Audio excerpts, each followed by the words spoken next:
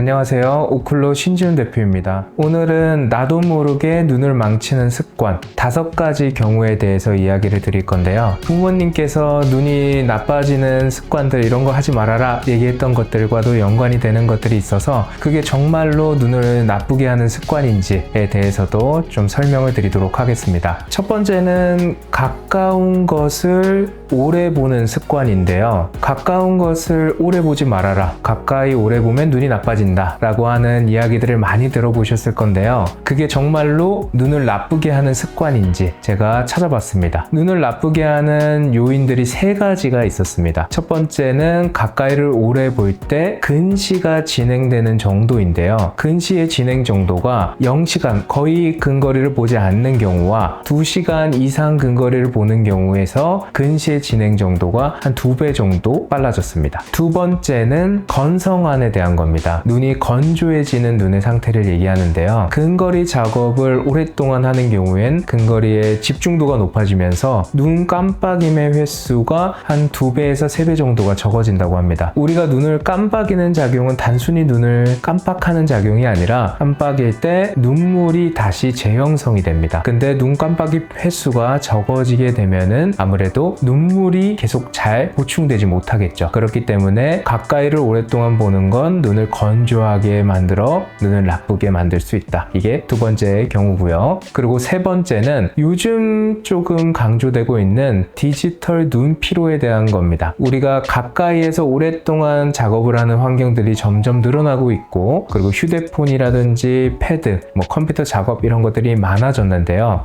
작업을 하는 시간이 굉장히 길어졌기 때문에 우리가 눈을 사용할 때 초점을 잡는 가까이로 눈을 모아서 유지하는 외양근 그리고 가까이를 선명하게 유지하는 내양근 이렇게 초점을 잡을 때 사용하는 근육과 눈을 모아서 유지하는 2개의 근육이 근거리 작업을 할 때 사용을 하게 되는데요. 이 2가지의 근육을 잠깐 사용하는 데에서는 크게 문제가 없습니다. 근데 오랫동안 유지할 때가 문제인데요. 예시를 들면은 5kg 아령을 내가 지금 당장 몇 번 드는 데는 크게 문제가 없는데 얘를 한 2시간, 3시간 정도를 들게 되는 거죠. 그러면 굉장히 부담이 많아지면서 근육에 피로도가 생기게 됩니다. 그럼 우리는 못 들겠다 하고 이렇게 놓게 되겠죠. 눈도 마찬가지입니다. 가까이에서 초점을 잡기 위해서 눈 안에 있는 내양근이 이렇게 수축을 했을 거고요. 눈을 모아서 유지해야 되니까 바깥에 있는 외양근이 모아서 유지하고 있는 상태가 지속적으로 가다가 이제 부담이 되고 피로도가 높아지면 못 보겠다 하고 눈을 놓거나 초점을 놓게 되는 거죠. 그러면 증상적으로는 초점이 뿌얘지거나 흐릿하게 보이거나 2개로 갈라져서 인식이 되거나 하는 이 부담에 대한 증상들이 나타나게 됩니다. 그래서 세 번째 디지털 눈 피로도 같은 경우도 근거리 작업에 의해서 나타날 수가 있습니다. 그리고 두 번째 경우에서 어두운 곳에서 스마트폰을 보는 습관은 눈을 나쁘게 할까인데요. 어두운 곳에서 무언가 스마트폰 보지 말아라, 어둡게 하고 컴퓨터 하지 말아라 이런 것들도 우리가 자주 듣는 이야기인데요. 보통 눈을 피로하지 않게끔 하는 조도 비율이 내가 보는 영상과 주변이 3대1 정도가 되는 게 조도가 가장 눈이 편안한 상태라고 합니다. 근데 불을 끄게 되는 상태가 되면은 뭔가 스포트라이트를 이렇게 가리키고 있는 상태에서 눈은 집중도는 높아지지만 피로도는 훨씬 더 증가한다고 합니다. 그렇기 때문에 우리가 독서나 이런 걸 볼 때, 책을 볼 때 조명을 쏴서 보는 것들은 집중도는 높게 해줄 수는 있는데 눈은 조금 피로하게 할 수는 있습니다. 그래도 상대적으로 책은 조금 양호합니다. 스마트폰 같은 경우에는 눈의 피로도를 훨씬 더 높일 수가 있는데요. 왜 그러냐면 주변의 조도 환경이 눈을 조금 더 안정적으로 유지시켜주기 때문입니다. 만약에 주변 조도 환경이 완전 어두운 상태가 되면은 영상물을 볼 때는 영상이 밝아졌다가 어두워졌다가 또 막 움직이는 동적 작용들도 생깁니다. 책과는 조금 다르겠죠. 그렇기 때문에 눈이 계속 움직이고 초점이 바뀔 때마다 불빛 영향에 의해서 늘어났다가 줄어들었다가 계속 반복하게 됩니다. 그러면 눈에서 발생되는 피로도는 우리가 책을 볼 때보다도 훨씬 더 높게 발생이 됩니다. 그럼 부담이 또 증가하니까 이런 피로도를 더 이상 유지하기 어렵겠다 해서 놓게 되는 경우들이 생기겠죠. 그러면 갈라 갈라져 보인다던가 초점이 뿌얘진다던가 하는 증상들을 가지게 될 수 있습니다. 그래서 어두운 환경에서 무언가 눈을 사용하는 것은 스마트폰 같은 걸 보는 거는 눈을 더 안 좋게 할 수 있는 습관이다. 이건 맞는 표현인 것 같습니다. 자, 그리고 세 번째, 시청하는 자세에 대한 습관인데요. 누워서 무언가 시청을 할 때 누워서 보지 말아라, 기울어져서 보지 말아라, 옆으로 기대서 보지 마라, 이런 이야기들도 많이 들어봤을 건데요. 그게 실제로 눈을 나쁘게 하는 습관인지 제가 알아봤는데요. 실제로 근거리 작업을 오랫동안 긴장을 하는 경우에는 눈의 근육이 긴장되면서 난시를 발생될 수 있다라는 연구들도 있고요. 그리고 자세가 비대칭하게 보는 경우에도 수평 방향의 난시가 발생될 수 있다고 합니다. 그리고 이 두 가지가 같이 적용되는 경우에는 이렇게 사방향으로 기울어지는 난시도 발생될 수 있다고 합니다. 그리고 만약에 이렇게 비대칭적으로 기대서 보는 경우 눈이 바라봐야 되는 방향이 이 디폴트가 바뀌면서 나중에 정자세로 돌아왔을 때도 이 위치로 봐야 되네 하면서 고개에 자세 변형이 일어나는 경우들도 생기고요. 또는 내가 한쪽 방향으로 공간을 이동시켜서 보는 것들이 반복이 되다 보면 책을 정면으로 기울여져서 쓰지 않고 글자를 쓸 때 이렇게 옆으로 기울여져서 써야 내가 중심인 것 같이 써지는 경우들도 공간적으로 변형이 일어나기도 합니다. 그렇기 때문에 자세를 올바르게 쓰지 않는 경우에도 눈과 함께 비대칭이 발생되고 난시를 발생시킬 수가 있습니다. 네 번째는 눈을 세척하지 않는 경우입니다. 우리가 양치질은 매번 해야 된다고 설명을 듣기 때문에 양치질을 해야 된다고 생각을 하고 있는데 눈은 세척을 해야 되나? 라는 생각들을 잘 안 하는 것 같습니다. 근데 우리 눈물의 성분이 보통 세 가지 성분으로 이루어져 있거든요. 눈물을 아래에서 잡아주고 있는 점액 성분, 그리고 중간에는 이제 눈물 수성층이라고 해서 우리 수분층 같은 거라고 생각하시면 되고요. 가장 위에는 증발을 막기 위한 지방층이 있습니다. 그 지방층 같은 경우에는 이 눈꺼풀 태 부분에서 지방을 분출하게 되는데 그 지방이 남으면서 오염도 되고 산화도 일어나게 됩니다. 그럼 그 눈꺼풀 태에 있는 성분들이 계속 눈에 자극을 주면서 염증도 일으키고 충혈도 발생시킬 수가 있게 되는 거죠. 그렇기 때문에 눈꺼풀 태를 세척해 주는 것만 해도 눈에 안 좋아지는 요소들을 감소시켜 줄 수가 있습니다. 마지막으로 다섯 번째는 선글라스를 사용하지 않는 습관입니다. 선글라스나 변색 렌즈 계열들을 사용하지 않게 됐을 때 발생되는 문제들이 있기 때문인데요. 쉽게 생각하시면 우리가 피부가 자외선에는 손상을 입을 수 있다는 건 알고 있죠. 그래서 자외선의 노출도가 너무 높으면 피부 노화를 일으킨다던가 아니면 피부에 염증이나 피부병을 일으킬 수 있다는 것을 알고 있습니다. 그렇기 때문에 선크림을 발라주는 것을 일상화하고 있죠. 눈은 별개일까요? 눈 역시도 자외선에 대한 영향을 받게 됩니다. 그렇기 때문에 해외 같은 경우에는 자외선 차단을 하기 위해 선글라스 착용률이 야외에서 한 70% 정도 됩니다. 또는 선글라스 착용이 병행으로 적용되기 어려울 때는 색이 변하는 변색 렌즈 계열들의 렌즈를 사용을 해주고 있습니다. 근데 우리나라는 리서치 연구를 보니까 한 20% 미만 정도가 사용을 한다고 보고되고 있습니다. 그래서 선글라스를 사용한 경우들은 백내장이나 다른 질환 유병률이 달라지는가를 관찰을 해보니까요.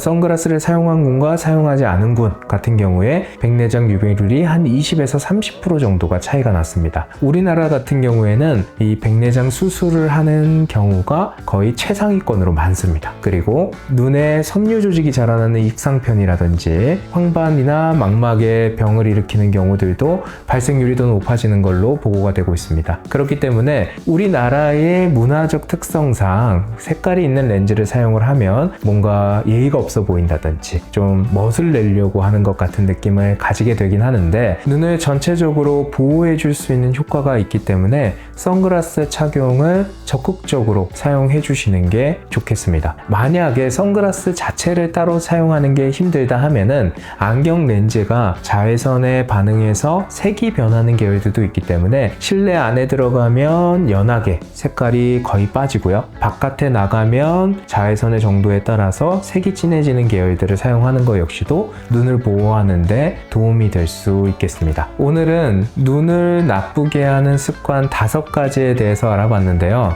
실제로 많이 들었던 이야기들도 있고 이게 눈을 해롭게 할 수 있는가 생각을 못했던 것들도 있는 것 같은데요. 여러분들은 오늘 말씀드린 습관 중에서 몇 개나 해당되시는 것 같나요? 일상에서 조금만 신경 쓰면 바꿀 수 있는 습관들도 있고 그리고 바꾸기 조금 어려운 습관들도 있을 것 같습니다. 하지만 눈의 건강을 조금 더 신경 써주면 눈의 시각 기능을 조금 더 건강하게 관리하고 사용할 수 있을 것 같습니다. 안과에서나 신경과에서 눈은 정상이라고 하는데 내가 느끼는 시각적 불편 증상을 느끼는 경우들 많이 있으시죠? 초점이 안 잡히고 이미지가 갈라지고 흐렸다가 선명해지고 하는 증상들은 있는데 안과적으로나 신경과적으로는 이상이 크게 없다고 하는 경우들은 시각기능 이상일 경우들이 있습니다. 이런 시각기능 이상들은 잘 모르셔서 어느 곳에 찾아가서 도움을 받아야 할지를 잘 모르는 경우들이 많거든요. 오늘 영상에서는 시기능 이상이 어떤 것인지에 대해서 조금 설명을 해주고 그런 증상들이 왜 나타나는지에 대해서 설명을 드리도록 하겠습니다. 어떤 차이가 있는지부터 알아야 될 것 같은데요. 아까 전에 얘기했던 것처럼 시력은 정상이라고 하고 눈도 구조적으로 다 정상이라고 하는데 이 불편 증상이 있는 것들은 시각적 기능에서 이상이 있는 경우들이 많은데요. 시기능이라고 하면은 시력이 포함된 시각 기능들을 얘기합니다. 시각 기능들의 종류를 보면은 시력은 당연히 대표적인 부분이기 때문에 들어가고요. 근거리와 중간거리를 볼 수 있게 하는 조절 능력, 그리고 두 눈을 같이 사용해서 모아 볼 수 있는 융합 능력, 그리고 입체적으로 두 눈으로 공간을 구분하는 입체 시력, 그리고 색감을 구분하는 색각 시력, 그리고 안구를 두 눈 유지한 상태에서 글자를 옮겨서 보거나 물체가 움직이는 스포츠를 할 때 사용하는 안구 운동 능력까지 다 시각 기능이라고 생각하시면 될 것 같습니다. 결국에는 우리가 단순히 고정되어 있는 멀리 있는 물체만 보는 것이 아니라 움직이는 것들과 학업을 하거나 아니면 스포츠를 하거나 이럴 때 사용하는 모든 기능들을 시각 기능이라고 이해하시면 될 것 같습니다. 그럼 시각 기능이 굉장히 중요한데 왜 안과에서는 이런 시각 기능을 확인하지를 않을까요? 그거는 전문 분야의 특성 때문이라고 생각하시면 될 것 같은데요. 안과에서 시력을 측정하는 건 마치 우리가 바이탈적으로 이상이 있는 걸 확인하는 것처럼 혈압 이상이 있는지, 맥박이 이상이 있는지, 온도에 이상이 있는지 그런 걸 체크해서 병과 연관이 있는지를 확인하는 것처럼 안과에서도 시력이 이상이 있는지, 안압에 이상이 있는지, 시야가 이상이 있는지를 확인하는 건데요. 그런 시력이 이상이 있으면 구조적인 아니면 형태적인 안질환이 생겼을 수 있겠구나라는 것을 빨리 감별하기 위해서 확인하는 검사로 활용하기 때문입니다. 그렇게 해서 약이나 아니면 수술적 처치로 이제 도움을 주는 거죠. 시각 기능은 기능이 떨어진다고 해서 다른 약물이나 수술로 도움을 줄 수 있는 것들이 없기 때문에 우리가 거기에서 감별을 하지 않는 이유에 대해서 조금 이해해 볼 수 있을 것 같습니다. 그러면 국제적으로 보면 이런 시각 기능 이상은 어느 전문가가 구분을 하냐 보면 국제적으로 이제 검안사나 안경사가 이런 시각 기능 이상에 대한 문제를 찾아서 도움을 줄 수 있도록 전문 영역에서 활동을 하고 있습니다. 자, 그러면 시각 기능의 문제를 우리가 대표적으로 선명하고 하나로 단일하게 볼 수 있는 2개의 능력이 있을 것 같은데요. 그 2개의 능력에 대해서 오늘 설명을 조금 드리도록 하겠습니다. 일단 첫 번째는 조절 능력인데요. 조절 능력은 아까 얘기했듯이 멀리만 보는 게 아니라 중간거리, 근거리를 선명하게 볼 수 있는 능력을 얘기합니다. 눈 안에 보면 아주 작은 렌즈가 들어가 있는데요. 이 눈 안에 있는 렌즈가 초점을 가까이 이동하면 부피가 부풀어 오릅니다. 그러면서 초점을 앞으로 당겨줘서 선명하게 보게끔 해주는데요. 우리가 마치 조금 이해하기 쉽게 휴대폰 카메라를 멀리 찍고 있다가 가까이로 가져오면 처음에 흐렸다가 띡띡 하면서 초점을 잡아주는 능력과 같다고 생각하시면 됩니다. 요게 조절 능력인데, 이 조절 능력이 떨어지면 초점이 흐렸다가 선명해졌다가 한다든지, 눈을 유지하는 게 어려워지니까 뿌옇게 보인다든지, 이런 증상들을 가지게 됩니다. 그리고 두 번째 시각 기능인데요. 하나로 선명하게 또 유지할 수 있는 능력 중에 대표적인 능력인 융합 능력입니다. 이 융합 능력은 안구에 있는 두 눈이 카메라라고 생각을 하시면 되는데요. 이 두 카메라가 같은 방향으로 찍고 있으면 두 개가 찍힌 게 컴퓨터라고 생각하는 뇌에 전송해서 하나로 이렇게 합쳐지게 만들어줍니다. 근데 만약에 유지하는 게 떨어져서 카메라가 가끔씩 다른 쪽을 봤다가 들어왔다가 한다면 이미지가 조금 블러하게 흐린 상태로 퍼지겠죠. 그래서 내가 시력은 정상이라고 하는데, 멀리 보는 시력은 정상이라고 하는데 초점이 흐렸다 선명했다가 하는 조절 능력의 문제이거나, 오래 보면 점점점 퍼져나가는 융합 능력의 문제에 의해서 눈은 정상인데 증상은 있는 그런 상태들이 나타날 수 있습니다. 이런 시각 기능 이상들을 내가 집에서 간단하게 확인할 수 있는 방법에 대해서 오늘 2가지 정도 설명을 조금 해드리겠습니다. 자, 첫 번째는요, 조절 능력인데요. 조절 능력을 내가 집에서 확인할 수 있는 방법은 아주 작은 폰트, 신문 정도의 크기나 아니면 휴대폰에 있는 작은 글자 정도를 보시고요. 한쪽 눈은 가려줍니다. 한쪽 눈을 가린 상태에서 그런 글자를 점점점점점점 안으로 데리고 들어왔을 때 글자가 뿌얘지는 지점, 흐려지는 지점을 확인하는 건데요. 그 거리가 정상적인 기준이 20대의 경우에는 이렇게 주먹 하나 거리 안쪽에 들어올 수 있어야 정상적 기준이고요. 30대 같은 경우에는 엄지손가락을 펴고 핀 거리만큼 안쪽에 들어와야 선명하게 유지될 수 있는 정상적 기준이고요. 그리고 40대 같은 경우에는 손을 아예 다 펴고 핀 거리 안쪽만큼 들어올 수 있어야 정상적 기준입니다. 물론 이거는 전문가가 정확한 거리나 위치를 확인해서 측정하는 게 맞지만, 내가 증상을 가지고 있는데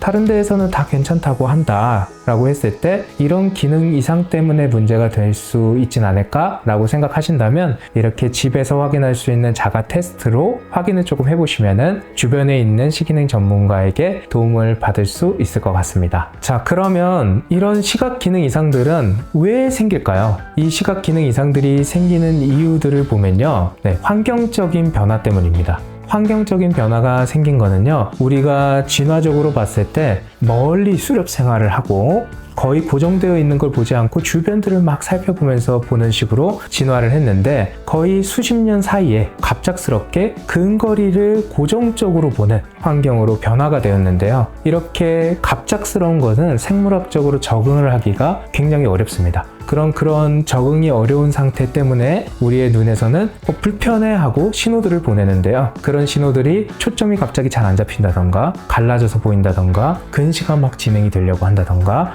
이런 부가적인 증상들로 시각 기능 이상들이 나타납니다. 이렇게 시각적 불편 증상들을 느끼고 있는 경우라면 주변의 시각 기능 전문가에게 찾아가서 시기능 이상에 대한 부분을 조금 확인받아 보시는 게 도움이 될 거라고 생각이 됩니다. 그럼 도움은 어떤 식으로 도움을 받을 수 있는가 라고 보면요, 내가 두 눈을 선명하게 하나로 유지할 수 있는 능력이 부족한 경우에는 국제적으로도 안경이나 또는 시기능 훈련을 통해서 눈을 회복하고 기능을 조금 더 편안하게 볼 수 있도록 교정을 해주고 있습니다. 안과에서나 다른 병원에서나 내가 시각적으로는 다 눈은 구조적으로는 정상이라고 하는데 내 눈에선 불편 증상을 가진다면 시기능 문제일 수 있습니다. 국제적으로도 시기능에 대한 부분은 다 정확하게 확인을 하고 구분을 하라고 얘기를 하고 있고요. 앞에서 얘기했던 것처럼 안과나 신경과에서 눈에 대한 문제는 크게 없다고 하는데 증상으로 나타나는 경우들은 시각 기능의 이상일 가능성이 있습니다. 주변에 있는 시각 기능 전문가를 찾아가서 도움을 받을 수 있도록 제가 정보를 최대한 전달해 드리려고 노력을 했는데요. 도움이 되셨으면 좋겠습니다.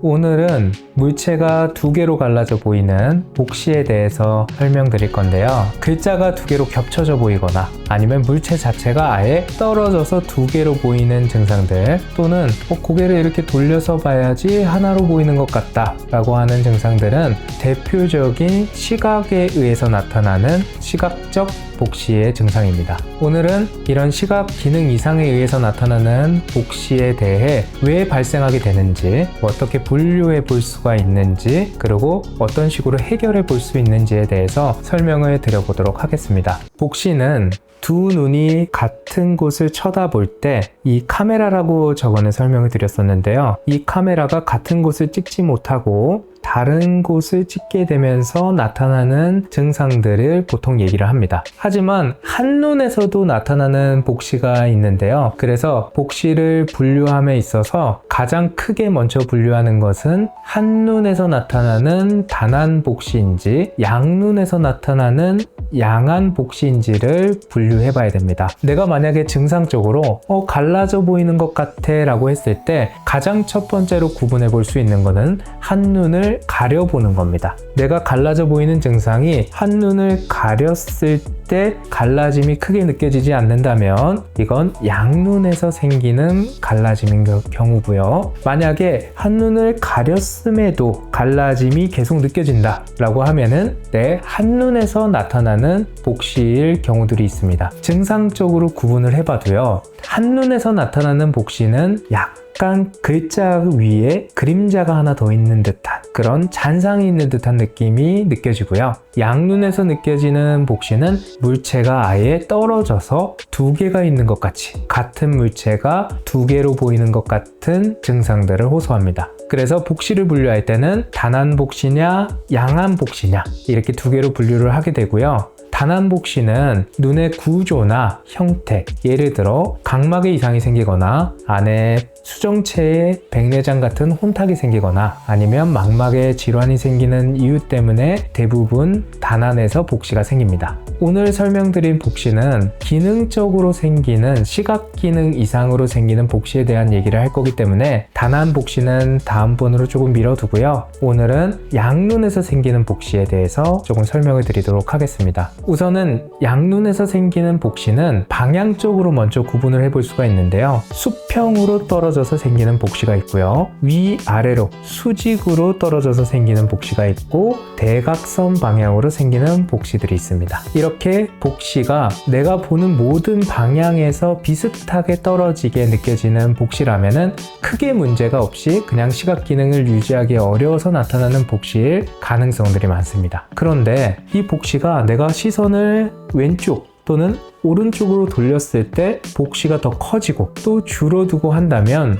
이런 경우는 빨리 병원에 가셔서 복시가 갑작스럽게 생겼는데 방향에 따라서 복시가 조금 다릅니다 라고 설명을 해 주셔야 됩니다. 자, 그러면은 제가 오늘 설명드릴 거는 방향을 다르게 했을 때 갈라짐이 달라지지 않는 모든 방향에서 갈라짐이 비슷한 복시에 대해서 설명을 드릴 겁니다. 이렇게 생기는 시각 기능에 의해서 생기는 복시들은 결국 어떤 방법으로 해결을 해야 하냐라는 건데요. 국제적으로 이런 복시 증상을 감소시켜 줄 수 있는 도구는 안경밖에 없습니다. 만약에 안경으로 특수 교정을 해서 두 개의 이미지를 하나로 만들어 줄 수가 없다라고 한다면 한쪽 눈을 가리는 선택을 해야지만 됩니다. 그리고 만약에 안경에 프리즘이라는 도구를 통해서 이미지를 꺾어서 같이 볼 수 있게끔 해놨다고 하더라도 이 기능을 조금 더 보존하기 위해서 또는 도구에 너무 의존하지 않게끔 하기 위해서는 시기능 훈련이라는 재활 과정들을 같이 거쳐주는 것이 좋습니다. 네, 저한테 찾아오시는 분들 중에서는 이런 복시 증상들을 가지고 저한테 방문해 주시는 경우들이 굉장히 많은데요. 이 복시라고 하는 증상들을 그대로 방치하게 됐을 때는 나중에 안경 교정을 했을 때도 합쳐지게 할 수 있는 방법들이 없는 경우들이 꽤 많습니다. 그래서 조금 잘못된 지식 중에 하나가 프리즘을 사용해서 두 눈을 같이 보게끔 해주면 눈에는 더 안 좋아지는 게 아닌가요? 라고 이야기를 하는 경우들도 많고 프리즘에 완전히 의존하게 되는 경우들이 생기지 않을까요? 해서 프리즘 교정을 따로 하지 않는 경우들도 꽤 있는데요. 이렇게 생각을 해주시면 좋을 것 같아요. 우리가 당뇨약을 먹는다라고 했을 때 약을 먹었을 때는 항상 사이드하게 생기는 것들이 있거든요. 근데 주작용이 더 좋기 때문에 그 주작용이 좋은 약을 선택을 하는 겁니다. 이 프리즘이라고 하는 도구로 이미지를 하나로 만들어주는 이유는요, 뇌가 그래도 합쳐서 이미지를 만들었던 기억들을 보존하게끔 해주는 건데요. 만약에 이걸 계속 갈라진 상태로 두게 되면은 고개를 막 돌려서 그 위치를 맞춰보려고 한다던가, 또는 두 개가 합쳐지지 않고 나중에는 계속 떨어져 있는 상태로 인식이 된다던가 하는 문제들이 발생될 수가 있습니다. 그래서 제가 보통 저희 오클로 안경원이나 이런 시기능 훈련 센터에서 권장을 해드리는 방법은, 일단은 갈라짐을 느끼고 있는 증상을 그래도 양눈을 같이 감각적으로 쓸 수 있게끔 프리즘으로 합쳐주고요. 그리고 그 도구로 내가 조금 두 눈을 같이 사용할 수 있는 상태가 되면은 거기서 재활이나 트레이닝을 통해 도구에 너무 의존하지 않게끔 하는 방법들을 선택합니다. 마치 내가 걷기가 어려운 상태라고 했을 때 지팡이나 아니면 다리에 아대 같은 걸 차서 걷는 걸 도움을 받는 방법들과 비슷하고요. 그렇게 쓰기가 어려운 상태에서는 재활을 하기가 어려우니까 어떤 도구들을 통해서 운동을 할 수 있게끔 해주거든요. 그런 것처럼 프리즘이라는 도구는 단점보다 장점이 훨씬 많고요. 두 눈을 감각적으로 같이 쓸 수 있게끔 하고 재활을 할 수 있게끔 접근하는 경우들이 보통 많습니다. 그래서 저희 센터 내부에서도 프리즘을 적용해서 훈련을 한 이후에 거의 대부분 원래 적용했던 프리즘이 거의 0에 가깝거나 아니면 아주 소량으로 적어지는 경우들이 대부분입니다. 앞에서 말씀드렸다시피 복시를 교정하지 않는 경우에는 2차적, 3차적으로 나타나는 증상들이 많은데요. 가장 첫 번째로는 합쳐지지 않고 프리즘을 통해서도 그냥 넘어가 버리거나 바로 붙었다가 떨어지는 경우들, 그리고 복시의 증상이 남아있기 때문에 고개를 돌려서 보다 보니까 목과 전신에 대한 틀어짐으로 나타나는 경우들, 그리고 갈라짐이 계속 반복되면서 한쪽의 시력이 떨어지고 점점점 눈에 갈라진 정도가 심해지는 경우들, 이렇게 다양한 복시 교정을 하지 않았을 때 나타나는 증상들이 있습니다. 겹쳐 보이는 증상 더 이상 방치하지 마시고요. 겹쳐 보이는 증상들이 나타난다면 증상을 감소시켜 줄 수 있는 방법들을 찾아서 증상을 줄여줄 수 있도록 접근을 하는 게 좋습니다. 시기능적으로 도움을 드릴 수 있는 측면들은 안경이나 특수교정 같은 경우들, 아니면 시기능 훈련으로 이 복시의 증상을 감소시켜 드릴 수가 있습니다. 두 개로 보이는 복시 증상은 대표적인 시각기능 이상이고요. 대부분이 방치했을 때 더 큰 문제들이 일어납니다. 개선할 수 있는 방안들은 안경이나 시기능 훈련으로 충분히 개선이 가능한 복시들이 많습니다. 더 이상 방치하지 마시고 시기능 전문가에게 시기능 검사를 한번 받아보시길 권장드립니다. 오늘은 사시의 재활이 필요한가, 사시의 시기능 훈련이 필요한가에 대한 내용으로 이야기를 나눠보겠습니다. 모든 부분에 처치해서 수술을 먼저 하고 재활을 하는 경우들이 많을까요? 우선적으로 재활을 먼저 하고 거기에서 개선이 되지 않는다면 수술적 처치로 접근을 하는 경우들이 많을까요? 그리고 수술을 한 경우에 재활을 따로 하지 않아도 된다고 하는 경우들은 얼마나 될까요? 보편적으로 보면은 수술적으로 처치를 하기 전에 재활을 아마 먼저 권장을 할 거고요. 그리고 그런 재활 운동을 통해서 개선이 가능하다면 수술적 처치는 조금 향후로 미루는 경우들도 꽤 많을 겁니다. 그리고 수술을 했다고 하더라도 재활을 통해서 조금 더 기능적으로 잘 쓸 수 있게끔 관리하는 경우들도 많은 경우를 차지할 겁니다. 우리가 다리에 있는 감각들은 하나의 신경세포의 근육이 한 1000개 정도 연결이 되어 있습니다. 손은 더 미세하죠. 손 같은 경우에는 하나의 신경세포에 한 100개에서 200개 정도가 근육이 연결되어 있습니다. 눈 같은 경우에는요, 하나의 신경세포에 5개의 근육 정도가 연결되어 있습니다. 그만큼 더 미세하게 신경들이 컨트롤을 한다는 거고요. 재활의 필요성으로만 따져도 다리, 손, 눈 이런 순으로 눈이 훨씬 더 높고 더 재활이 필요하다라고 볼 수 있을 것 같습니다. 오늘은 오늘은 사시가 거만학적으로 왜 발생되는지, 그리고 사시를 어떤 식으로 조금 분류해 볼 수가 있는지, 사시 훈련 방법들은 어떤 것들이 있는지, 그리고 사시에 훈련을 하지 않은 경우와 사시 재활 훈련을 받은 경우에서의 사례를 예시로 들어서 설명을 해드리도록 하겠습니다. 사시의 원인은 무엇일까요? 의학적 기준에서도 거만학적으로 바라보는 시선과 크게 다르지 않습니다. 사시에 대한 정의를 보면요, 극히 일부분의 신경 또는 근육 문제를 제외하고 눈을 유지할 수 있는 감각과 운동 융합 능력의 문제에 의해서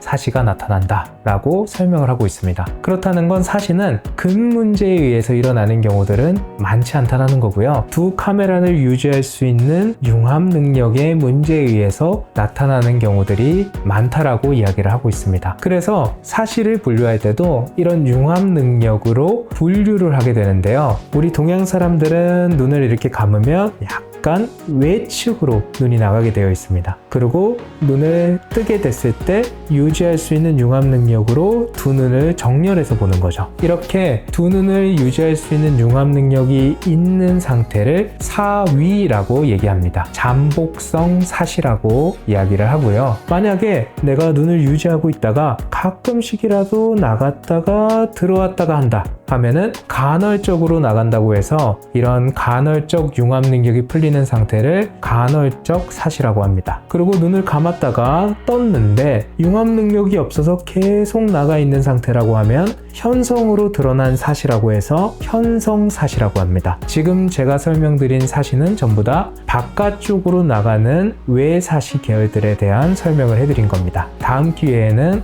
내사시라던가 수직 위아래로 갈라지는 사시에 대해서도 이야기를 드리도록 하겠습니다. 결국 이런 융합 능력들이 점점 약해짐과 동시에 눈을 유지할 수 있는 이 빈도가 점점 줄어들고 눈이 유지되지 못하는 빈도가 늘어나는 형상으로 시각 기능들은 약화되어 갑니다. 반대로 보면요, 시각 기능을 잘 쓸 수 있도록 사용을 해주면 더 유지하고 두 눈을 같이 볼 수 있는 상태로 변화되어 갑니다. 우리가 눈을 사시 관찰을 해보고 팔로우업을 하면서 1년, 2년을 관찰해보면 재활을 받지 않았던 경우들은 점점 편의가 늘어나는 성향을 보이고요. 두 눈을 그래도 같이 쓸 수 있도록 관리를 했던 경우들은 점점 두 눈을 유지할 수 있는 빈도들이 늘어나는 방향으로 변화되어 갑니다. 그래서 오늘은 내가 집에서 간단하게 거의 대부분은 두 눈을 유지할 수 있고 가끔씩 눈이 나가는 경우에 집에서 간단히 할 수 있는 훈련들이 어떤 것들이 있는지 제가 2가지 정도 소개를 해드리도록 하겠습니다.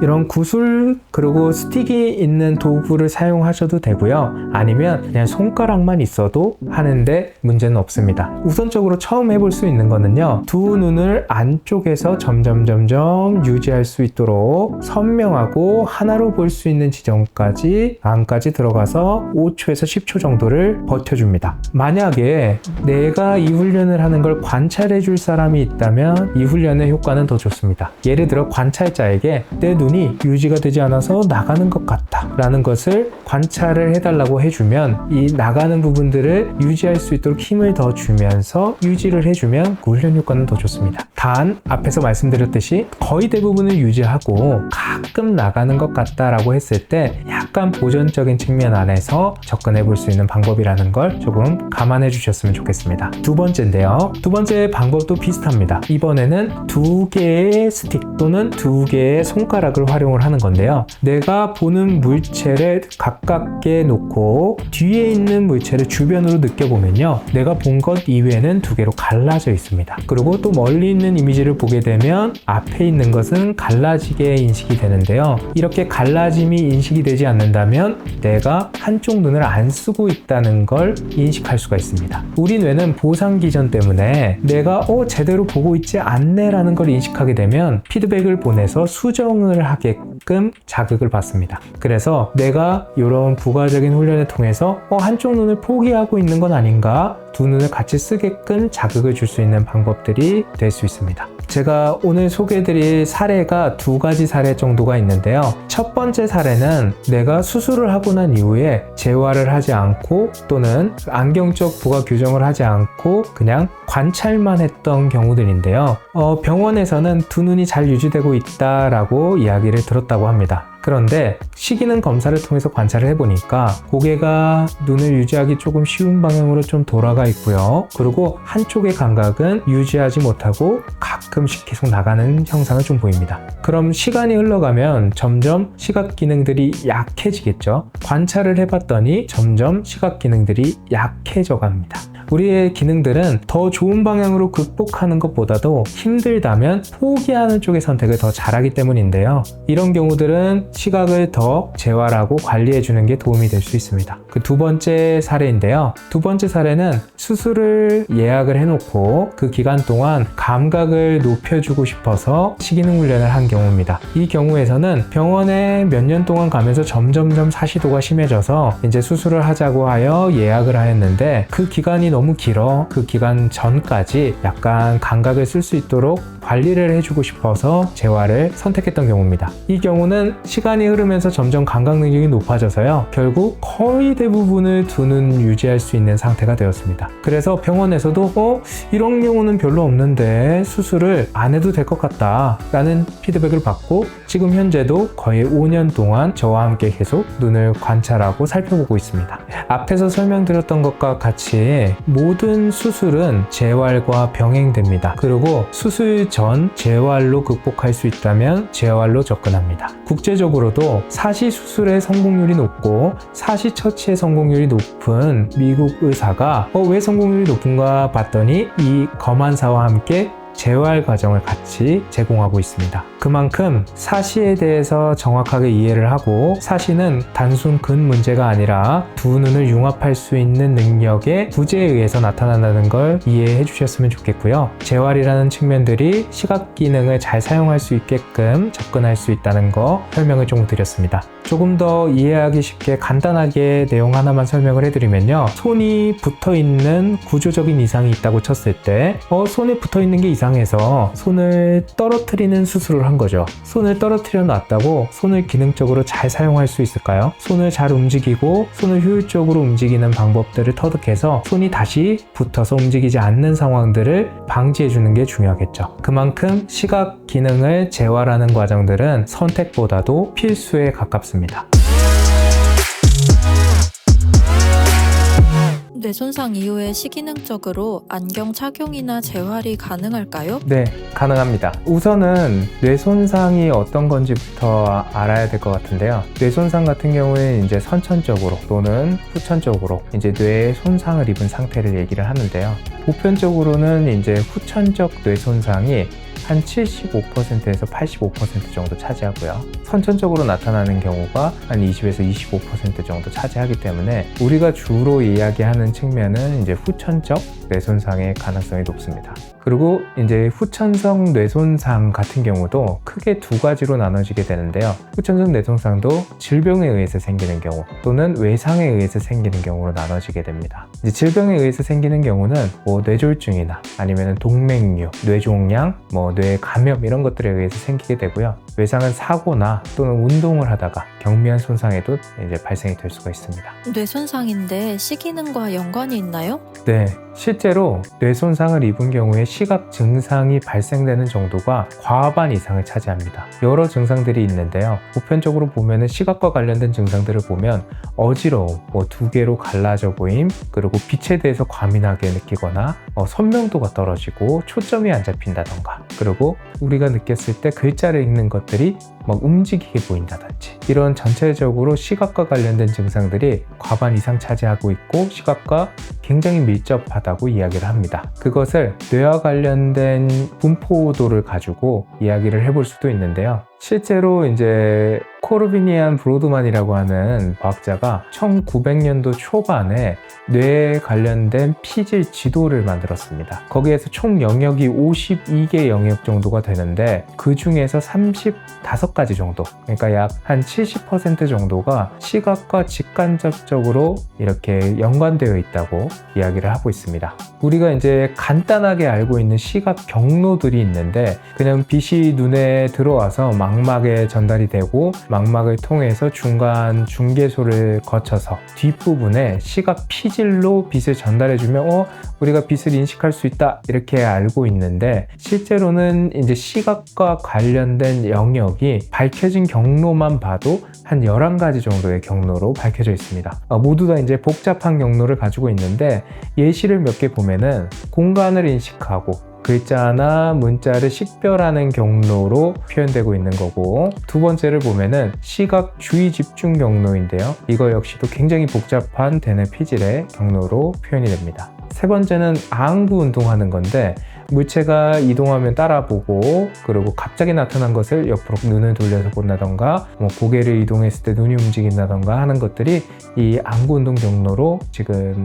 뇌의 경로로 표현이 되고 있습니다. 그래서 전체적으로 보면은 대뇌는 의식적으로 내가 물체를 본다던가 공간을 인식한다던가 식별한다던가 안구를 의식적으로 이동한다던가 이런 조금 복잡한 체계를 좀 담당하고 있다고 보면 될 것 같고요. 대뇌 밑부분, 뇌관이라고 하는 부분에 중뇌나 아니면 교뇌, 연수라고 하는 뇌관 부분이 있는데 이쪽은 반사적으로 물체가 이제 이동하게 되면 고개를 움직이면 눈이 움직인다던가 이런 반사작용을 하고 있기 때문에 조금 더 단순한 구조를 띠고 있습니다. 상대적으로. 시각 문제와 관련된 뇌신경들은 어떤 게 있을까요? 이제 우리가 아까 뇌관 영역에 대해서 얘기를 한다고 했는데 뇌관 영역은 중뇌에 3번, 4번 뇌신경이 존재하고 있고요. 그리고 이제 교뇌에 5번, 6번, 7번, 8번의 뇌신경이 존재하고 있습니다. 그리고 연수에 나머지 뇌신경들이 존재하고 있고요. 보편적으로 이제 안구 운동과 연관이 되어 있는 거는 3번, 4번, 6번 뇌신경입니다. 이곳에 손상을 입게 되면 여러 가지 시각 문제들이 발생될 수 있습니다. 실제로 뇌관에서 핵이 존재하고 있거든요. 이 신경 핵을 따라서 신경 가지들이 따라 나간다고 보면 될 것 같고요. 신경 가지들이 따라 나가는 어떤 경로에 손상을 입더라도 우리는 마비 증상 같이 안구 운동 이상 증상을 보일 수가 있습니다. 안구 운동을 담당하는 뇌신경 마비가 생기면 어떤 이상이 생기나요? 각 신경의 마비가 생기는 거에 따라서 증상들이 다양하게 나타나게 되는데요. 3번 신경 마비 같은 경우에는 안구 운동을 할 때 상전, 내전, 그러니까 안쪽으로 움직이는 거, 위쪽으로 움직이는 거, 아래쪽으로 움직이는 거 모두 다 영향을 받는 경우들이 많고요. 보통은 외측 아래 사실을 보이는 경우가 굉장히 많습니다. 그리고 움직임에 제한이 있다 보니까 눈을 이동하는 방향에서 갈라짐이 더 늘어나는 증상을 이제 보고하고요. 그리고 동공이 빛이 밝은 상태에서 줄어들지 않고 계속 커져 있는 경우들도 관찰이 되고요. 조절을 하는 것도 떨어지기 때문에 초점 안 잡힘 같은 것도 호소합니다. 그리고 마비를 일으킨 쪽에 눈꺼풀이 처져 내려가는 증상도 같이 보고를 합니다. 왜 이렇게 많은 증상들을 가지고 있는가를 보면은 이 3번 신경은 여러 핵이 막 붙어 있다고 보시면 돼요. 눈꺼풀을 올리는 기능을 담당하는 핵, 그리고 이제 초점을 잡는 기능을 담당하는 핵, 그리고 동공을 조절하는 기능을 담당하는 핵, 안구를 움직이는 기능을 담당하는 핵들이 다 모여서 핵 복합체를 띠고 있기 때문에 이곳에 손상을 입으면 이런 시각과 관련된 증상들이 많이 나타나게 됩니다. 그리고 이제 3번, 4번, 6번이니까 방금 전에 3번에 대해서 얘기를 한 거고요. 4번 같은 경우에는 조금 더 심플합니다. 보편적으로는 수직으로 사시가 생기는 경우가 있고 아래쪽으로 눈을 이동했을 때 갈라짐이 더 늘어납니다. 그래서 보편적으로 안경으로 교정을 한다고 해도 다초점 같은 부류들은 교정을 하기가 조금 어려운데요. 보편적으로 연령대가 높은 나이가 많은 분들한테 증상을 나타내는 경우들이 많기 때문에 다초점 교정을 하지 못한다는 건 큰 리스크가 되기는 합니다. 그리고 만약에 이것을 방치하게 되면은 목의 기울림 같은 것들이 생기게 되는데, 이걸 오랫동안 두게 되면 목의 근육이 비대칭해지기 때문에 이제 2차적인 증상들도 같이 나타나게 되는 게 8차 신경, 4번 신경 마비의 시각 증상입니다. 보통은 외상에 의해서 발생되는 경우들이 상당히 많은 마비인데요. 4번 신경 마비 같은 경우에는 길게 뒤쪽에서 늘어져서 신경이 진행되다 보니까 충격을 받았을 때 손상을 입을 가능성이 높다고 합니다. 그리고 마지막으로 이제 6번 신경 마비인데요. 6번 신경 마비는 눈을 바깥쪽으로 이동하는 데 있어서 마비를 가집니다. 그래서 눈이 바깥쪽으로 외전하는 게 힘들다 라고 이야기를 하고요. 그리고 일반적으로 눈을 관찰했을 때는 내사시처럼 관찰이 되고, 시간을 오래 두고 방치를 하면 하나로 보기 위해서 이렇게 고개를 돌리던 것이 고개 돌림 고착으로 진행이 돼서 이상두위 또는 사경을 가지게 되는 경우들이 꽤 많습니다. 그리고 증상으로는 복시를 가지고 있는 경우들이 많기 때문에 프리즘 교정을 해서 복시 증상들을 줄여주는 것이 도움이 됩니다. 보통 병원에서 처치하지 않나요? 식이능적 처치가 필요한 이유가 뭔가요? 우선은 뇌졸중을 가진 경우, 이런 뇌손상을 가진 경우에 한 60에서 75% 정도가 시각 문제를 가지고 있고요. 아까 과반 이상의 시각 증상을 가지고 있다고 했고, 그리고 한 50% 정도가 수개월 동안 이게 지속이 됩니다. 그리고 한 10에서 40% 그룹은 완전히 치유되지 않고 이런 증상들이 남습니다. 그렇기 때문에 이게 MRI 상으로 측정을 했을 때 이제 뇌손상에 대한 부분이나 뭐 출혈이나 이런 것들은 다 케어가 됐음에도 불구하고 증상적으로는 남는 경우들이 있기 때문인데요. 이게 수개월간 방치가 되고 나면은 재활을 한다고 해도 어렵고요. 그리고 증상이 계속 남아있기 때문에 그걸 이상 적응을 해서 올바르지 못한 방법으로 적응하는 경우들도 생기기 때문에 이걸 관리해주는 전문가가 필요한 거죠. 그러니까 병적인 부분을 치료를 했다고 하더라도 남은 부분에 대한 재활을 해야 되는데, 우리가 뇌손상 같은 경우들을 보면은 보편적으로 신체에 대한 거라든지 얼굴 움직임이라든지 손을 움직이는 거라든지 이런 것들이 다 손상을 입어서 영향을 주기 때문에 그런 재활들을 같이 병행하는 것처럼 이제 시각과 관련된 부분에서도 당연히 시각 재활들을 같이 병행해줘야 치료하는 부분에 있어서 도움이 된다는 겁니다. 실질적으로 이게 왜 MRI상으로는 케어가 됐는데도 남아있는가 보면은 이제 뇌 신경엔 굉장히 많은 축삭들이, 그러니까 신경을 전달하는 고속도로들이 다양하게 있다고 보면 되는데요. 애니메이션을 제가 하나 보여드리겠습니다. 이제 뇌에 존재하는 축삭을 표현을 한 거고요. 이런 축삭들이 굉장히 많이 존재하고 있습니다. 그런 축삭 가지들 중에서 손상을 입고 나면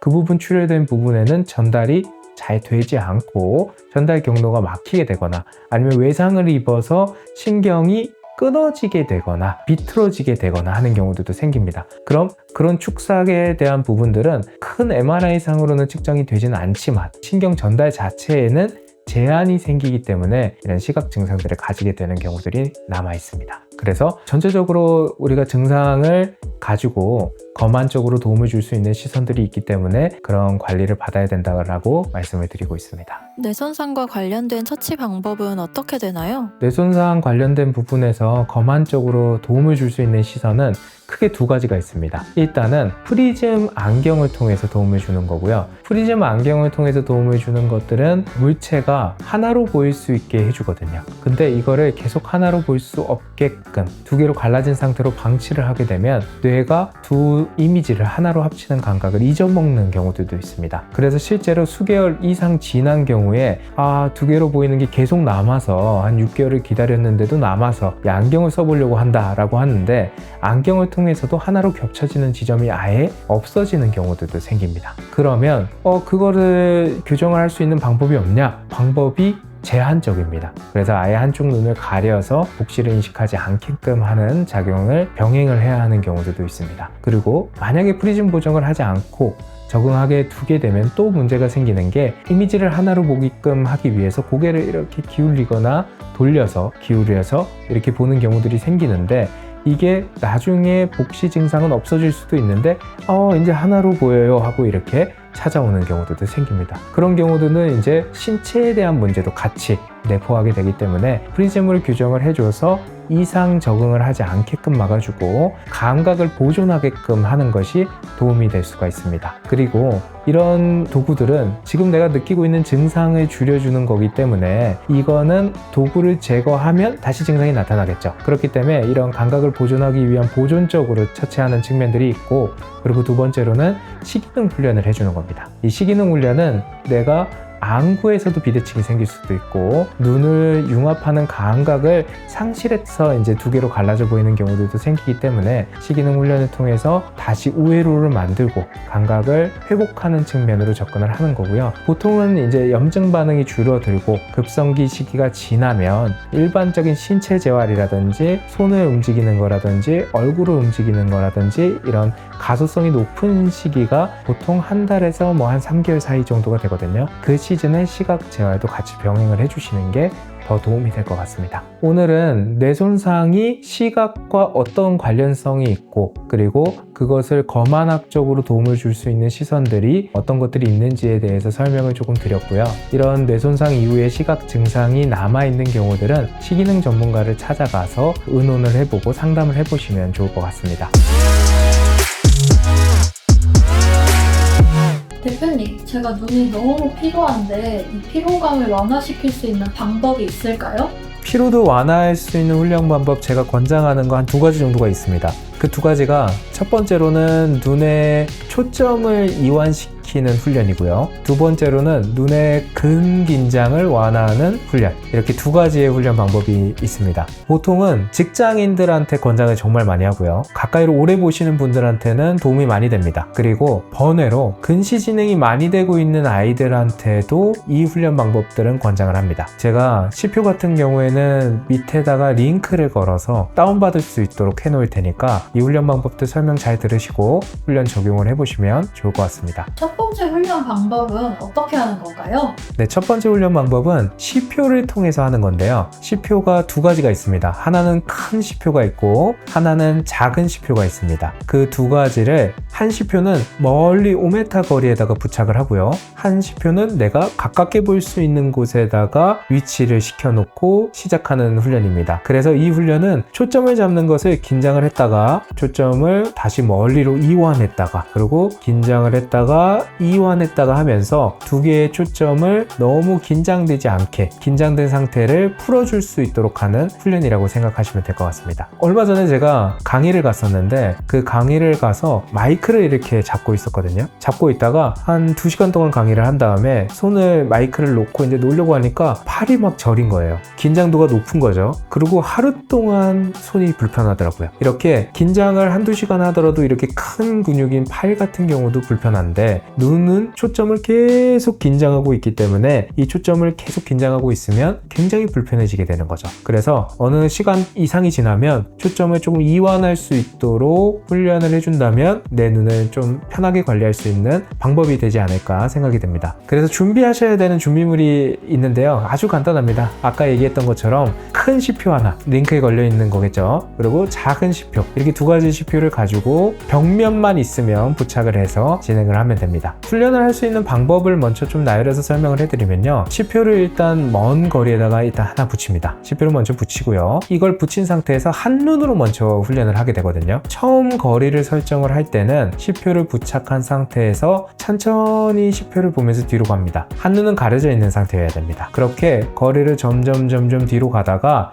C표가 좀 흐려진 것 같아 하면 멈춥니다. 그리고 그 C표가 다시 선명하게 보인다면 조금 더 뒤로 가셔도 됩니다. 근데 지금 제가 올려드린 C표는 5m 거리에서 선명하게 보여야 됩니다. 단 교정한 시력이 정상이라면 멀리는 당연히 선명하게 보일 겁니다. 근데 교정 시력이 정상이지 않다면 선명하게 보이는 거리에서 멈추시면 될 것 같습니다. 그렇게 점점 뒤로 가서 선명도가 이제 조금 흐려서 유지되는 지점 정도보다 살짝 앞에서 훈련을 시작하시면 됩니다. 그러면 내가 어느 거리를 딱 측정해 놨으면 그 거리에 맞는 위치에다가만 부착을 해 놓으시면 그 거리 훈련은 동일하게 진행이 되는 되는 거니까 그 거리 측정만 초반에 잘 해두시면 될 것 같습니다. 그리고 멀리 있는 시표는 고정을 해두시고요. 이제 자리에 앉습니다. 그리고 가까이 보는 작은 시표를 점점 내 눈 쪽으로 가깝게 가져가서 그게 흐릿하게 보이는지, 흐릿하게 보이는 지점 조금 앞에서 훈련을 시작하시면 됩니다. 나이에 따라서 거리가 상대적으로 좀 차이가 있긴 합니다. 젊은 나이라면 좀 더 가깝게 해서 멈출 거고, 연령대가 좀 높으시다면 좀 먼 거리에서 선명하게 보이는 지점이 종료가 될 겁니다. 그렇게 위치를 멀리와 가까이를 잡아 놓고요. 시표에 총 10개의 숫자가 한 줄당 적혀 있습니다. 그래서 5개를 읽고요. 가까이 거라면 가까이 5개를 읽고, 그리고 다시 멀리로 초점을 전환합니다. 멀리로 초점을 딱 전환했을 때 멀리 거가 선명해지지 않는다면 선명해질 때까지 숫자를 읽지 않습니다. 선명해지지 않는다는 건 초점이 이완이 안 된다는 거기 때문에, 그래서 다시 5개를 읽을 수 있는 상태가 되면 5개의 숫자를 읽어주고요. 그리고 근거리로 시선을 다시 전환해서 5개의 시표를 읽습니다. 근거리에서도 만약에 선명도가 잡히지 않는다면 선명도가 잡힐 때까지 기다렸다가 읽습니다. 근거리 선명도가 안 잡힌다는 건 초점을 잡는 힘이 떨어져 있다 라고 생각을 하시면 될 것 같습니다. 그렇게 5개씩 총 3줄에서 4줄 정도를 읽어주시기만 하셔도 초점을 충분히 이완하고 긴장하는 것을 반복해 줄 수가 있습니다. 그리고 좀 관찰할 수 있는 포인트를 몇 가지 말씀을 드리면, 초점이 멀리서 한참을 기다려도 이완이 되지 않는다 라던가, 오른쪽과 왼쪽을 비교해서 확인을 해봤는데 오른쪽을 초점 잡는 거리랑 왼쪽을 초점 잡는 거리가 2개가 다르다던가, 그리고 가까이에서도 초점이 계속 안 잡히고 흐리다던가, 이런 증상들을 보인다면은 여러 번 반복해서 개선이 안 된다면 시각기능 검사들을 받아보고 전문가와 상담을 받는 걸 권장해 드립니다. 그렇지만 여러 번 반복했을 때 개선이 일어나는 것 같다 하면 하루에 눈이 필요한 시간대에는 반복해서 자극을 주는 것이 도움이 될 것 같습니다. 제가 옆쪽 눈이 많이 뻑뻑한데 이럴 때 적합한 훈련법이 또 있을까요? 한 가지 방법이 더 있습니다. 요즘에 후천적으로 눈이 너무 긴장돼서 내사시나 내사위가 생기는 경우들이 꽤 많기 때문에 제가 좀 적극적으로 스트레칭 권장하는 방법인데요. 이 훈련 방법은 몬스터 페이스라고 하는 훈련 방법입니다. 이 훈련 방법을 통해서 긴장된 근육을 수축시켰던 것 이완시켜주면서 너무 과긴장되어 있지 않게끔 하는 게 주목적이고요. 보편적으로는 우리가 두 눈을 모아서 보게 되면 눈 안쪽의 근육의 긴장이 일어나거든요. 그래서 바깥쪽에 대한 자극을 더 많이 주도록 스트레칭을 권장하고 있습니다. 일단 괴물 얼굴에 대한 이미지를 먼저 보시면요. 이 괴물 얼굴을 통해서 뿔이 달려있고, 그리고 얼굴에 여러 가지 포인트들이 있거든요. 그거를 제가 설명을 좀 드리면, 자신의 얼굴을 괴물의 얼굴이라고 가정하는 겁니다. 그리고 머리 끝에는 3개의 뿔이 달려있고요. 왼쪽, 오른쪽, 중앙에는 각각 하나씩 뾰족한 뿔이 있습니다. 얼굴의 양쪽 옆에는 뾰족한 귀가 하나씩 있고, 이 구부러진 코가 하나 있다고 생각을 하시는 겁니다. 그리고 턱에는 이런 사마귀가 3개 정도 달려있는 건데요. 이 이미지를 보고 그 포인트의 위치로 안구를 이동한다 라고 생각하시면 될 것 같습니다. 훈련 방법은 한눈씩 먼저 스트레칭을 하고요. 그 한눈이 가능하면 또 이제 양눈으로 훈련 방법을 진행을 하면 될 것 같고, 의자에 그냥 단순히 앉아서 하시면 됩니다. 그리고 단한씩 눈을 이동을 할 때 훈련을 시작하기에 앞서서 눈을 둥글게 시계 방향, 반시계 방향으로 스트레칭 해주는 걸 먼저 해주시면 좋을 것 같고요. 이제 앞에서 제시했던 여러 포인트의 방향들이 있죠. 그 몬스터 페이스의 방향에 맞춰서 그 시선 방향으로 이동하는 것부터 먼저 연습을 하셔야 됩니다. 그래서 처음에는 그 방향이 귀 방향이라면 왼쪽 눈을 손가락을 따라서 그 방향으로 이동하게끔 해주고 손은 없어집니다. 없어진 손을 찾으려고 연습을 하는 건데요.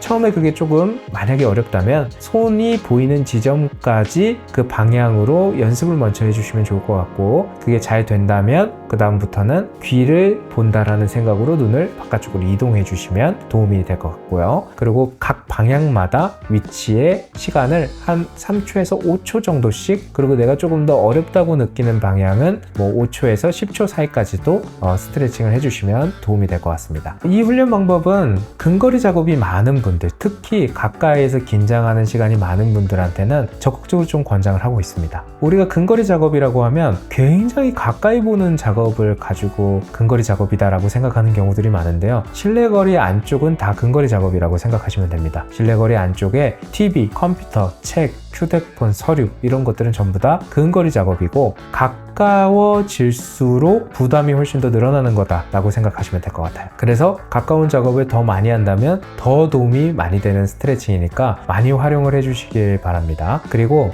만약에 스트레칭 방향으로 얼굴이 같이 막 움직이는 것 같다 라고 생각이 든다던가 아니면 이 방향은 막 막혀 있어서 더 이상 가기 어려운 것 같다, 그리고 스트레칭을 하려고 하니까 눈이 막 피로하고 눈물도 나고 막 너무 뻑뻑한 것 같다 라는 생각이 드신다면 시기능 검사를 한번 받아보셔서 근 자체에 제한이 있는 건 아닌지, 내가 눈을 벌리는 여력이나 모으는 여력이 떨어져 있는 것은 아닌지를 확인을 해보시길 바랍니다. 네, 오늘은 직장인들 또는 공부를 많이 하는 학생들이 눈의 피로를 많이 느끼기 때문에 피로를 감소할 수 있는 훈련 2가지를 권장을 드렸는데요. 첫 번째는 초점을 이완하는 훈련이고요. 두 번째는 근의 긴장을 이완하는 훈련이기 때문에 2가지를 다 병행해서 훈련에 적용해 주시길 권장을 드립니다. 눈으로 보는 모든 순간이 편안해지도록 오클루가 함께 하겠습니다. 지금까지 오클루 신지훈이었습니다. 감사합니다.